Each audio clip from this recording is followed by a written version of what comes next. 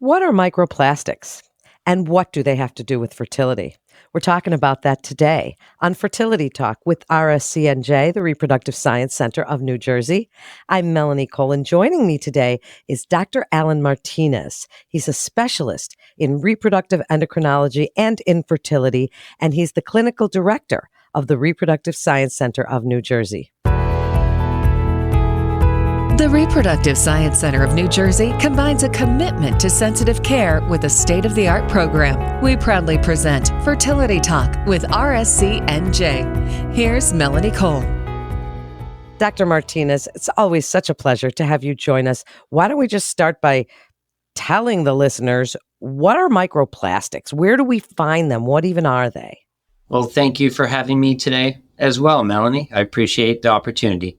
Microplastics are essentially additives or chemicals that are known as endocrine disruptor chemicals, or EDCs. And they are found commonly in many of the plasticizers that we use in our society. So that can include such things as bisphenol A, BPA, which everybody has heard about, BPA-free water bottles, plastics, and things like this. So these chemicals can affect and leach into the system and be found within the reproductive system as well as many parts of the organs of the body, and they could potentially have an effect on fertility. Well, then what do we know about the relationship between microplastics that you've just told us about and infertility? How might they affect the reproductive organs in both men and women? Yes, that is a good point. The negative effects exist in both men and women. So in men specifically, it can affect several parameters of sperm production. So you can have a lower concentration of sperm. You may have impaired movement or motility, and it can affect the ability of sperm to essentially fertilize an egg. And these have been demonstrated in many models, specifically in the research environment with mice and animal research studies.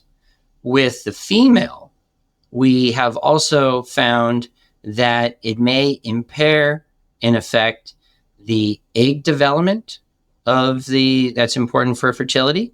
It can potentially affect the lining of the uterus or implantation, and it may even have effects continuing throughout pregnancy with the placental development. So those are just a few avenues of how these microplastics or EDCs, endocrine disrupting chemicals, can have a negative impact on fertility.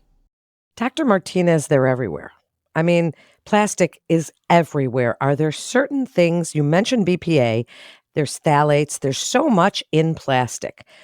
How do we know? Is it something that's labeled? Is it something that we can even steer clear of or stay away from? I mean, they're just everywhere. Yes. Unfortunately, they're very common in many of the things we're exposed to throughout our daily life. I think that the way we can minimize aspects of exposure is to eat more natural, raw foods, unprocessed foods. So anything that's processed and used in containers can potentially expose individuals. Another avenue is that using plastics that are known to have these chemicals, you want to search for BPA-free plastics, but maybe heating up things in the microwave or that are non-plastic glass containers and those kind of things. So we can think about limiting our exposures in that way. We can't reduce all aspects of this because it's in our water supply and various elements of our life. But if we can be cognizant and aware of staying away from components or chemicals that are exposed to plastic containers, we can potentially help reduce the exposure in patients. I'm so glad that you mentioned microwaving in plastic and the containers that we're seeing. I mean, I myself am someone who's so aware now of all the plastic and bringing my own bags to the grocery store and not using those plastic produce bags anymore. I got some recyclable mesh bags now. So there are so many ways that we can reduce our exposure to these. But if someone is having fertility issues, Dr. Martinez, how do we know if that is the connection? Is there any test? Are there any treatments, anything that can tell us that that is part of their reproductive issues? Unfortunately, that is a difficult thing to ascertain.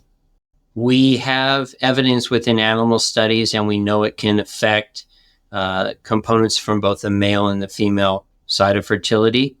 But the one thing we can do is just be cognizant and aware of what we're exposed to.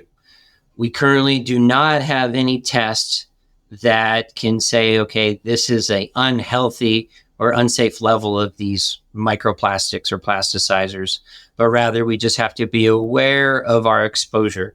We have to continue to advocate for, creating products that are potentially less reproductive harmful than other containers and man-made agents.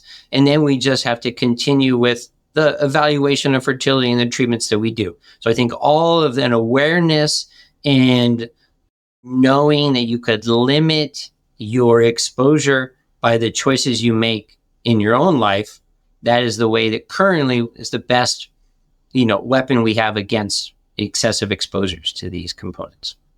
What great information, and not something that everybody really knows that much about.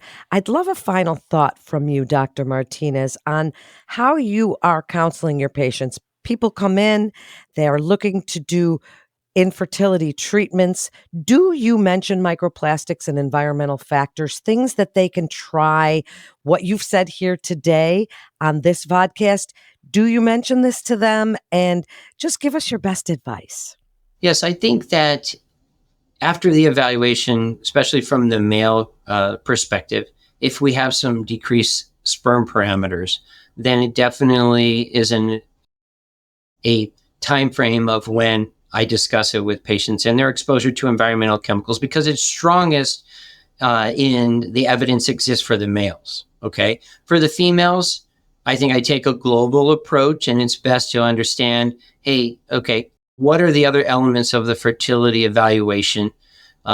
What can you control? I want to give my patients a sense of control. So what they eat and what they put, in their daily intake as far as dietary components and foods, that is a major avenue that I discuss with them. And in that context, we will discuss these endocrine disrupting chemicals in ways just to think of, okay, you don't have to be so particular and try to avoid everything, but you want to be aware and you want to eat as natural as possible. You want to maintain balance in your diet and what you're eating, natural foods, a balanced diet. And I think that that is the best thing, along with these other awareness issues that patients can have to target potentially the negative effects of these EDC chemicals.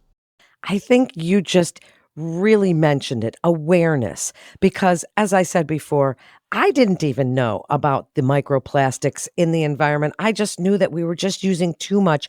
But this link to reproductive infertility is such an interesting link. So thank you so much for making us aware of that today, Dr. Martinez. You are just always such a great and educational guest. And for more information, please visit fertilitynj.com to get connected with one of our providers. That concludes this episode of Fertility Talk with RSCNJ, the Reproductive Science Center of New Jersey. I'm Melanie Cole. Thanks so much for joining us today.